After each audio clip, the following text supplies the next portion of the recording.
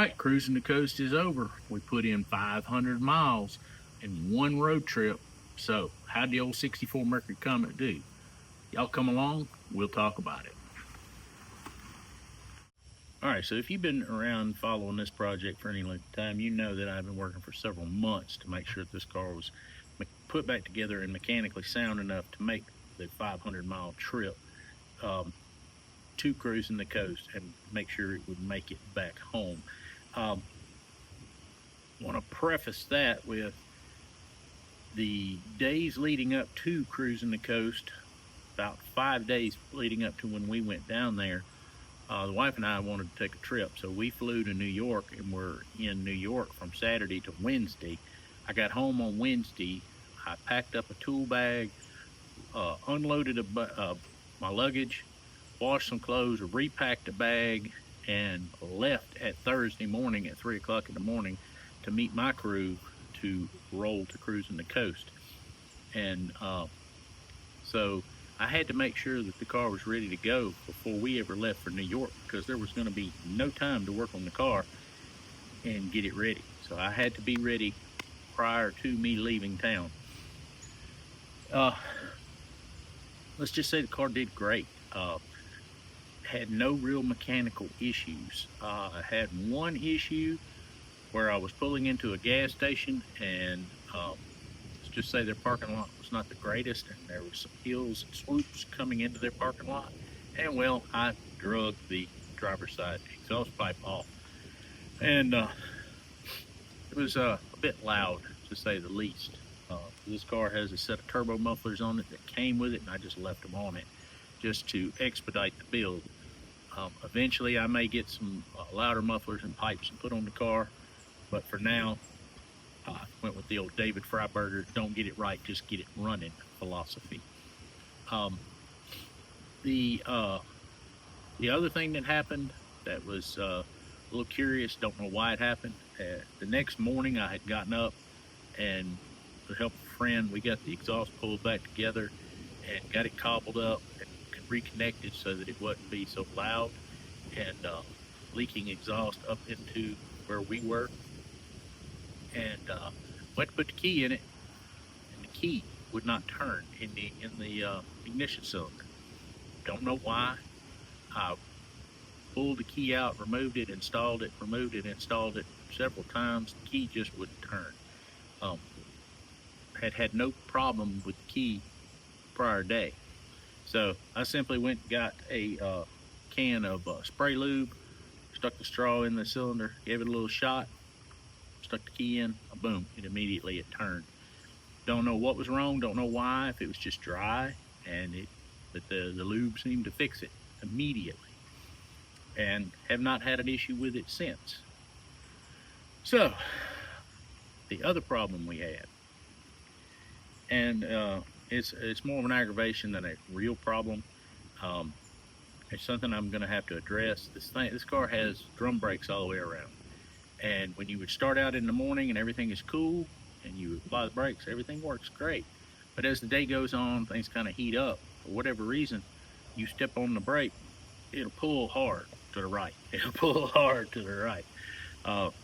So you have to hold some left input on the steering. I don't know if I have a left brake that is just not applying at all, is what it would seem, or a right brake that there's something on the shoes and maybe causing it to drag. Doesn't seem to be leaking any fluids anywhere. It's quite an aggravation, and got to get in there and figure out why the brakes are pulling. On that note, I have a good friend in Tennessee. Even if you follow the Comet stuff, you probably have seen his channel at some point or not at another. That would be Flat Broke Garage, and have made friends with him, and named Bill. Hi Bill, if you catch this, and I'm gonna work out a deal. And he has a disc brake set up on his car, and he is upgrading that disc brake setup, and I'm going to get his old disc brake setup. The disc brake setup he has, I think, was an older kit, and it used Granada calipers and some off-the-shelf stuff that you could use to make the Granada calipers work on the earlier Comet stuff, and he's upgrading because he is in Tennessee, and he said he would feel better driving in the mountains and stuff if he had I think he's going with Wheelwood. I could be wrong, but I think he's going with Wheelwood, and he just hasn't installed that on the car yet. And when he does that, I'm going to try to acquire his old stuff to put on this car for an upgrade. And as far as problems, that's basically it. You had brakes that pulled a little bit to the right. You had an exhaust that I drug off. Not all my fault. Parking lot is not exactly great to get in and out of. The exhaust does need to be tucked up closer to the car. So, yeah, I accept some responsibility for that, but no real big issue. As far as running and driving and shifting, the car has done great. No issues. It cranks on a dime. And matter of fact, the car has been sitting here 1 week today, and is in the state as when I pulled in. I haven't touched it, haven't looked at it. I walked by it to go to work, and that's it. And I hadn't cranked it in a week. So let's get in here and let's see if it'll fire right up. Leave the microphone out here, and maybe you'll be able to hear it. Does have a lifter for whatever reason that isn't always happy, but it comes right around as soon as it gets some oil pressure. Let's see if it still does that.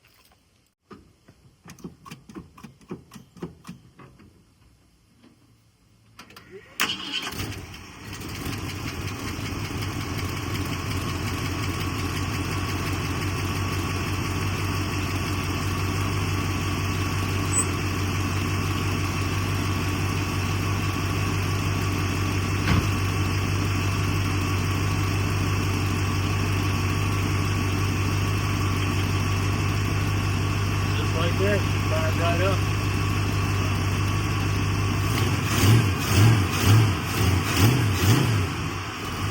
Doesn't even have a choke on it, so I know on a cold morning it's not going to fire up like that. Sitting here a week, 4 pumps to the floor, fired right up. Well, you can't be really mad about the car running like that. I mean, just been sitting here a week, hadn't touched it, hadn't looked at it. Like I said, walked by it, going out the door on my way to work. Needed a break. It's been working on this car for months, but pleased, very pleased that the old car runs good. Now, let's talk about one of the other things that happened at Cruising the Coast. So me and my buddy are cruising through traffic. We're coming out of, I think we had just left Edgewater Mall on the Cruising the Coast site. And I see this guy behind me, and I kind of saw him wave his arm and holler. And I thought, well, he was just excited to see a 64 Mercury Comet down there. There's not a lot of them down there. And didn't pay it a whole lot of attention.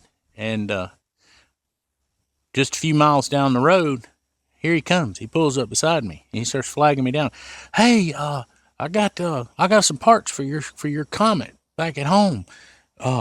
This, that, and the other. I got a quarter panel. I got this. I got that. And I'm thinking, I have been spending money like a drunk sailor trying to get this thing ready. And I'm like, I really don't need to be spending any more money on this car. And I'm like, man, I already got all that stuff. And he's like, well, I only live 3 or 4 miles from here, yada, yada, yada. And I got this, I got that. And he said the magic words. He said, I even got some taillights. I'm like, really? I know how hard they are or can be to come by. So I'm like, what the hell? The light turns green. He takes off. It's clear behind him. I wheel in behind him. I shoot him down the road, and we follow him to the house. And we get there and get to talking, and we realize he and I have been talking over Facebook Messenger and about some other stuff. As a matter of fact, it was about his dad's 54 Ford two-door Club Coupe. His dad lived in New Orleans. It turns out that I met his dad, and my father-in-law knew his dad, and They both had, like I said, the 54 Ford Club Coupe, and how many 54 Ford Club Coupes can be running around in New Orleans? So we figure, kind of a small world, because now here me and this guy are haggling on over 64 Mercury Comet parts. So anyway, turns out kind of a small world after all, like we always say. And we went to start looking at the parts that he had told me he had, and he pulls out this 5-gallon bucket. Well, he pulls it out, and he pulls out a set of taillights. These set of taillights right here. These taillights, it's got all the center pieces for the filler panels between the taillights, the gas door, and these end pieces that bolt onto the end of the quarter panels.